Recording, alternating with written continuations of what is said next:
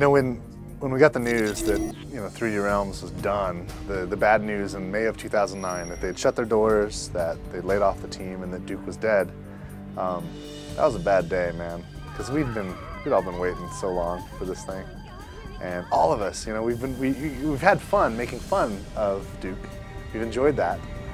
But we all kind of wanted Duke to be triumphant, so that shouldn't have been the end of the story. And so, we found an opportunity where we were in a position where we could help. Looks like those alien bastards drank all my beer. Where does Duke sit today? Like, what's the deal? And when we look at it, we realize, oh my God, Duke is an icon. He is really important to gamer culture. And it's hard to understand why exactly, because it's certainly not all the great games that have come out. Yet somehow here he is, and Duke is kind of like, he's like our Chuck Norris. Duke started as sort of a cliche. He was an amalgamation of all these action heroes. You take all the action heroes and you jam them all together, and then you exaggerate that, and that's Duke. One of the neat things about Duke Forever is, especially when we're getting so many shooters these days that are really just about that shooting mechanic. And the quintessential shooter right now is shooting mechanic, shooting mechanic, shooting mechanic, and then punctuated by like a big set piece scripted moment. And then more, just shoot, shoot, shoot, and then scripted moment. And they're fun. But when you play Duke, you realize there's a sort of a different kind of pacing to it.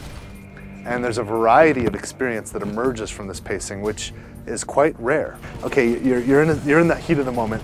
Adrenaline's pumping high, your heart rate is racing because there's aliens coming in, and it's like, oh God, you gotta shoot and beat them, and they're killing you, and you gotta kill them back before you go down, and then, I did it. Okay, the dust settles. Now what? Okay, I think I go over there, and you go, wait a minute, there's something in the way. And then you realize, this is a puzzle. There's something blocking progress, and I have to figure out how to get around this.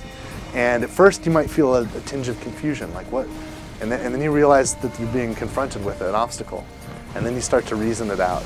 And then you have that light bulb, that aha, and then you do, and you're like, I'm the smartest guy ever. And you feel great and gratified that you've overcome that challenge, and then you move into the next bit. So it's kind of interesting to realize that that's the landscape we're sitting in, and you can feel it when you play it. I mean, there's some absurd stuff, and it's just fun, and it's like, wow, games are fun.